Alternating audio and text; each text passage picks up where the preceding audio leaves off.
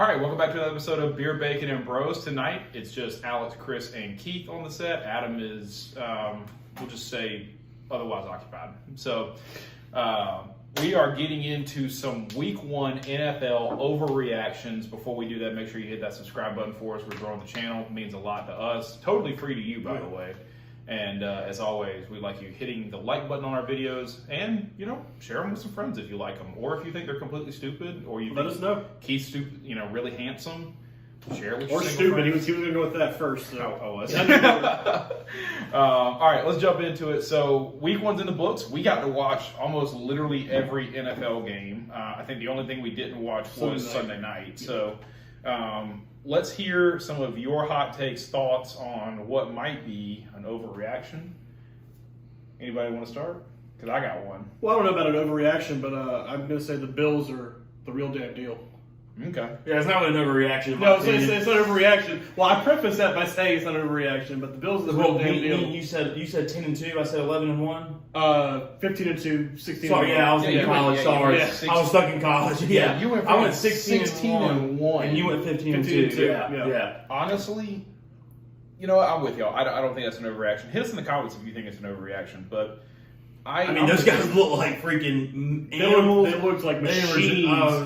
They're dogs. Everybody's been saying. And that's without their top corner. Their top corner's out for at least week 5 or 6. Yeah. So I mean, they're doing that without their top corner. I mean, Von Miller looks like an animal out there. I mean, he had what 2.5 sacks, I think. Yeah. Yeah, he got one sack in the first quarter that just set the pace for the whole game. Oh yeah, and he was getting there every time too. And I think the reason I would say it's not an overreaction is because they did it versus the defending Super Bowl champions, right? Like if they had come out on Week 1 and play the Jets like that. No, right. Well, and that's the reason why I said they're the real deal is because they went out and they played against the Rams, who are the defending champions, who arguably returned one of the better teams this year outside of Buffalo.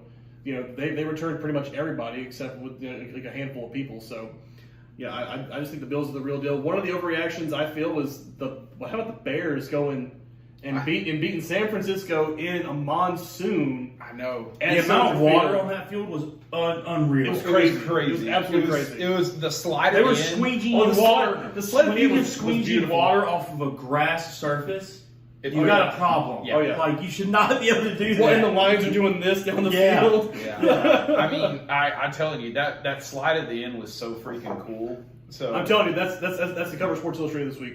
Watch it. They're sliding in. That's going to be the cover of Sports Illustrated. I mean, when Justin Fields hopped up and he was like, "Whoa!"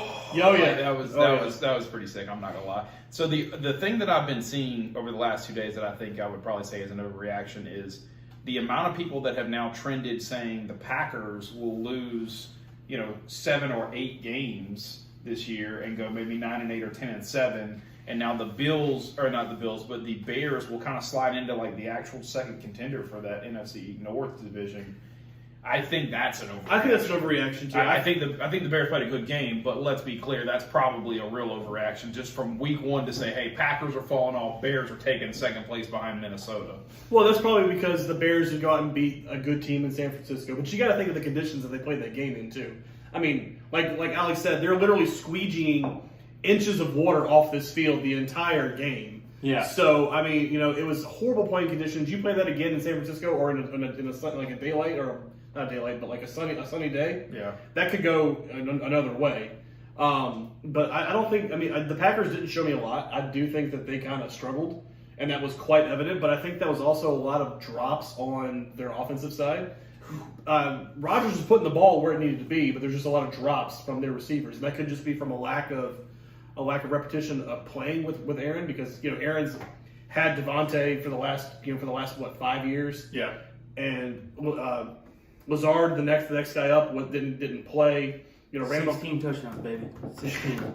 Randall Cobb Didn't start Week 1 very good. Randall Cobb's 100 years old. Sammy Dropkins is 100 years old. So I mean, I just think they'll get better as time goes on once they have more repetition with Aaron. Because Aaron didn't play in the preseason at all, so I think they'll be better off, and their defense is better than Chicago's defense. Yeah, and Aaron did his show today on the Pat McAfee show where he goes on there and does his Aaron Rodgers Tuesdays as they call it, whatever. So I tuned in for that and was listening to him talk, and he blamed a lot of it on mental mistakes, and that's something he's going to work on. And On didn't his part or on the like team's the whole part? team, Okay. the whole team, and he talked about how there was just very poor play and stuff like that. So I think he's going to get the ship righted. And Oh yeah, I do too. I mean, the past couple of years they've also gotten off to some horrible starts. Yeah, and he still goes They've been slow back-to-back starts MVP every seasons. year. Yeah, I remember I won our fantasy championship last year, but week 1 I got blown out because Aaron Rodgers put up like 3 points when he got blown out by the Saints 28-3 last year. So Yeah. And then- everybody said the same thing last year.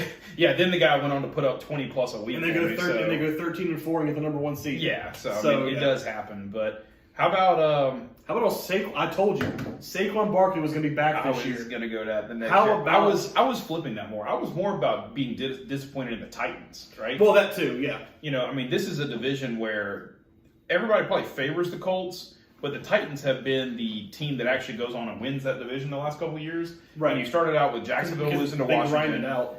Titans losing to the freaking Giants, and then the Colts and the freaking Texans tying at 20. How about that? That the whole division has no win. There's Yeah. no win. No win. There's Is it- 0-1, 0-1, no 1-1. Is it more disappointing that the Colts tied the Texans or that the Titans lost to the Giants at home? I think it's more disappointing that the Colts were Tied with the Texans. one that they tied the Texans are horrible. but they had to score 17 in the fourth quarter to even get it to go to overtime. Yeah. I mean, they didn't feed the rock to Jonathan Taylor at all until the end of that game. I don't know what they were doing the whole game. Houston was driving the field the entire They time. were probably trying to Houston figure out an offense that didn't revolve around Jonathan Taylor. Well, that's And then- true, too. And then we're like, hey, wait a minute, maybe we should give the number 1 running back in the league the ball. Right. No, I 100% agree with you. I think that, and I mean, I mean, the Like- Titans are going to screw up and lose games here and there. So I really actually don't think it's an overreaction. Y'all call me crazy to say that the Titans will be a 500 team this year. There's be somewhere around 9-8, 8-9, somewhere around there. okay, so if you're going that route, when do you think Malik, whatever his name is, Malik Willis? Yeah, that guy. When do you think he comes in? I really do think Malik Willis is a little bit of a project quarterback. He looked good in the preseason, but when you're That's playing in the preseason when he's facing second and third string guys that are possibly Right. getting cut. So I think that it will be somewhere around week 7, 8, maybe. We're halfway through the season where he actually probably gets his chance. Right. Just because, to be honest with you, I mean, at this point, the Titans may be a 5-5 team when we get to week 10. Right. What was your reaction to old Kyler Murray looking like dog trash? Chiefs out are there? back, baby. That's what I'm going to say. The Chiefs The look Chiefs are back. fantastic. Chiefs are back. Yeah, I was I mean, Mahomes throws for 5 touchdowns. on 360, They got 30 of 39. they got their safety out there being the kickoff specialist. Like, come on. He's taking the extra points and the And field he's goals. kicking it out the end zone to make where it's Patrick Mahomes is like stopping when he's doing the sideline, going, "Good Lord, he's kicking the shit out of him." Like, yeah, it's the Chiefs are back. They're going to be fantastic this year. I will say I don't want to overreact, and hit us in the comments if you think it is, but I think what Alex is talking about with Buffalo might happen with the Chiefs. I think they might. So you think there could be 2 15-2 teams? Potentially? No, I don't know that I think Buffalo goes 15-2, but I think the Chiefs have a better chance of going 15-2 right now. Because I'm gonna tell you, the Broncos did not look good at all. No, the Broncos look horrible. Could be an overreaction, but I mean, at this point, Of course it's more likely that the Broncos will finish last in their division before the Seahawks will finish last in theirs. Of course, the Seahawks did have 2012 Geno Smith out there playing. Damn right they did, and they played defense So like it here's- was Here's 2012 my hot Seahawks. take. defense. Here's my hot take on that. Go for it. Seahawks will finish second in the West, taking the wild card. Wow. Oh baby. Yeah. All right. Those are some fighting words over there. Wow. Woo. Yeah, I mean, the 49ers don't look good. Trey Lance is not going to have that job for long. Yeah, Jimmy Garoppolo's going to be there week 4 or 5.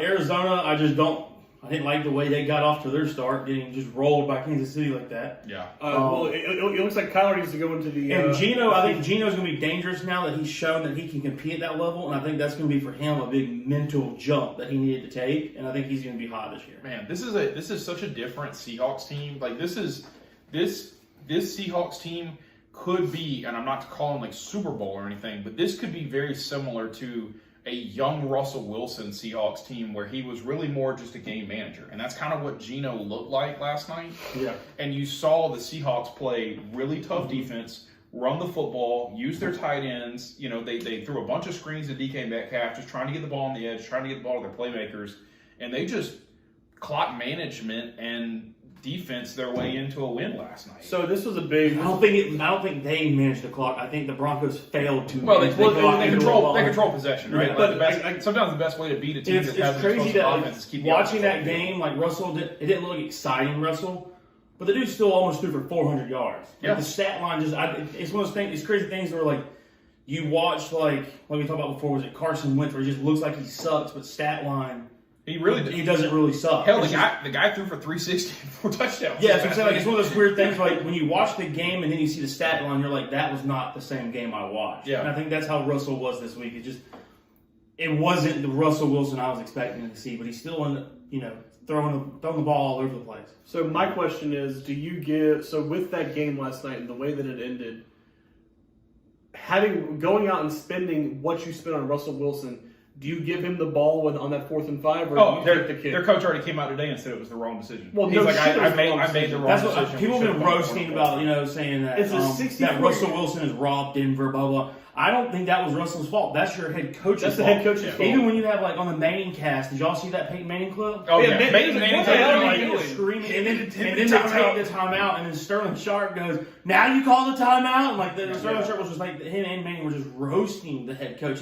But granted, it's a first-year head coach. I think he got like just caught off guard, panicked a little bit, didn't know what to do. Like, But that's what that experience has to come only through experience. So right. it's But gonna be a while. that's what you went out and dropped all that capital for on Russell Wilson, was for that moment. Yeah. Let's put it this way: if you're in that moment in that same situation, are you taking the ball out of Patrick Mahomes' hands? Hell no. Are you taking the ball out of Kyle Murray's hands? No. Who was the other guy they said? Lamar Jackson. Lamar Jackson. No. Joe Burrow. I mean, you're not taking the ball out of anybody's hands. It's also the thing about like with 4th and 5 or 4th and 4, whatever it really was. Yeah. In today's NFL world, that's an easy convertible. That's like 3rd and down. 1. Yeah, that's a convertible down. Especially when you have Russell that can move, extend the time. You've got You have all all these those different receivers receivers that that can run different stunts, all kinds of crazy stuff. They should have actually gone for it because they were trying to kick the 2nd longest field goal in NFL history. If he made it, Yo. that's when it was going down the record in book. Seattle, not Denver. Yeah. In Seattle. Yeah. So this is what I saw earlier. He also had the leg. He missed it by Oh inches. no, he's Yeah. got the leg. No, Yeah. that's for sure. But you're still in Seattle. You've got arguably a top 5 quarterback on your team. Yeah. A top 7 quarterback. Let's just to make it That's better. safe, yeah. A top 7 quarterback. Yep. And you traded away all that draft capital to get him for that specific moment, and you take it away from him. I know the coach isn't going to do it again, but it probably cost him a game.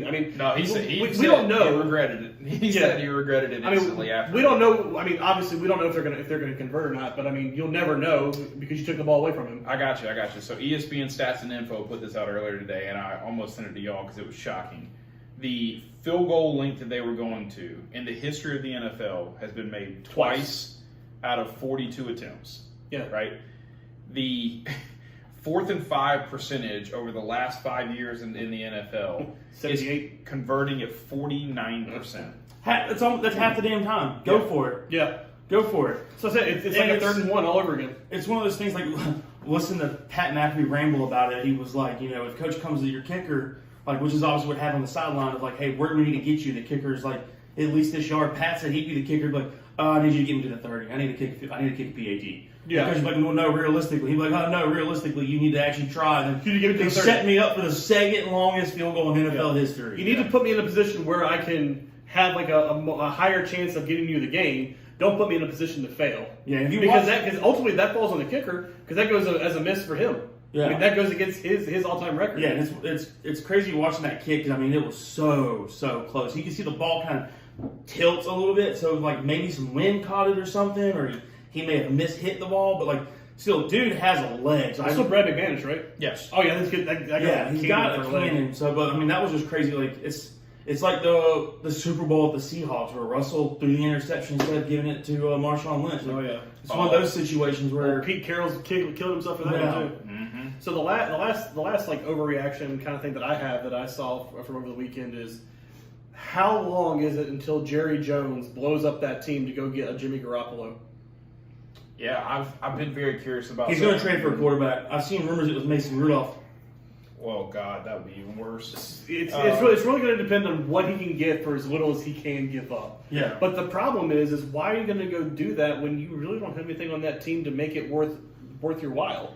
I mean, it was rough watching the stat line for. We didn't get to watch Sunday night's game, so I don't really know how to say this. I followed a little bit of it, but it was hard. Dak was my fantasy Prescott, or Dak was my fantasy Prescott. Dak was my fantasy quarterback. Anymore. Yeah, and so you do think that for the Cowboys to go without him for 6 to 8 weeks now, you have to think that they're going to make a trade. So I saw a report today that said that he could only be out for 4. Yeah, so it's swapped from 6 to 8 to 4 to 6 now, but. I mean, if he's only out for 4, do you make the trade to go get a quarterback? Or you just Jerry Jones will do it because Jerry Jones is batshit crazy. Yeah. And he wants to win so damn hard that he's going to go out and salvage. Is there an actual GM in this team? No, it's Yeah, Jerry Jerry Jones. It is like he holds the position of it. Yeah. Okay. Jerry Jones makes every single decision on that team. Well, I know that, but I'm saying, is there a guy in that Oh, office no. that has a plaque that says GM, but it's got dust on it because the motherfucker doesn't do anything? Yeah, I mean, Jerry Jones. he might have one. Okay. or Jerry Jones has it on his desk too. Like, I didn't know if it was the same situation. It's behind owner. Like, you know, remember in Houston, the previous guy where he was like the head coach, the GM, and whatever. Yeah. Bill O'Brien. Yeah, Bill O'Brien. Whose name we'll do it. We'll talk about it later. But he's getting in. His name's getting thrown into the Nebraska job. Good for him. Good for him. Go ahead and ruin that program even. Jerry Jones needs to step away from being GM and just go back to being an owner because if you were a good GM all these years, you would have won a Super Bowl. Jerry Or hell, Jones used to sit in you his would box have and shut up. had more playoff wins than I think the Jaguars. I think have more playoff wins. Jaguars have more play, and they've been in the league Yeah. for only 25 years. Yeah, I think Or no, it's- 27 years now. I think since the 95, Jaguars came in yeah. the league, they have more playoff wins than the Cowboys. Jerry, you're not a good GM. Stop doing it. My last hot take: Sit your ass in the box and shut up. Steelers win the division. I was going to Dude, bring it up. that was actually I was a gonna bring it up. really good Mitch game. Trubisky was one of those quarterbacks to where it didn't look beautiful, but stat line, not that bad. No. Well, and 21 for 38, almost threw for 200 yards. He was like 6 yards shy and a touchdown. No interceptions. Couple closies, but we're not counting those. I mean, I know Burrow gave up a lot of interceptions, but Burrow still Pittsburgh's defense showed that offensive line has not gotten any better. Shocker. So I mean, he threw a bunch of interceptions, but he still played with poise. He still stepped up in the pocket. He's still so calm. He was, yeah. So I mean, it didn't rattle him. Yeah, he got upset about it, and yeah, I mean, he ultimately didn't win the game. I mean, I was surprised that Evan McPherson missed those 2 kicks. To be honest with you. Oh yeah. 100%. I mean, Long snapper. There was a backup long snapper. So I mean, but that game was probably one of the best games on Sunday afternoon. I mean, that was a fantastic game. Yeah. And I know you loved it. Yeah. But I mean, it was a caught, fantastic an game. interview with Minka about it. He was like, he said the kick that he blocked. He said there was like a half a second right when they were going out there. He was like, "Damn, we're about to lose this game." And then he was like, in his mind, he was like, "No, we got one more shot. Got to give it all." And then he just goes through untouched on that line. You can blame a little bit on the long snapper. It was a backup. It was a little high and a little slow apparently on the time getting to the punter to put it down. But still, I mean, it was a hell of a game. And even when Boz doinked that one field goal, it goes to Joe Burrow, and Joe Burrow just goes, and that was like the only reaction he got him. And it's like, okay, that dude is like, he's just in killer mode. He's zoned in. He's not letting the emotions ready to get go. to him. Yeah. But I think Pittsburgh defense is going to be phenomenal this year. Pittsburgh defense is great. No matter how long Watt's out. I saw today. So 6 it's weeks. not it's not tear. surgery. It's not tear. surgery. Yeah. Okay. Spillane is going to be kicking in, I think, mostly for T.J. Watt's position. Robert Spillane, I liked him the last time T.J. was out for injuries, so I think he's going to do perfectly fine. Everybody's going to pick up the slack and just.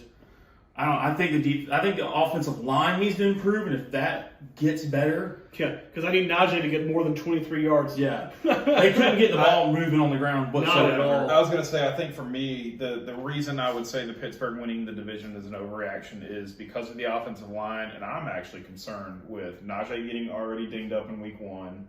You have Apparently, it was just a TJ sprain out. that he was already. He went into the game. He went into the game with the sprain. That's why the moment it happened, they immediately just pulled him out and was like, all right, just sit on the bench. You're not doing anything. Yeah. So it's one of those things Still, where he tried still to. a he tried concern to when that's happening in week 1, right? But I mean, the kid's just trying to be tough, and the NFL #1 running back. So he's going to go out there and try to fight through an injury, but yeah. at least it's nothing major. And good news on TJ not having to freaking get any no surgery. tear, no surgery. Yeah.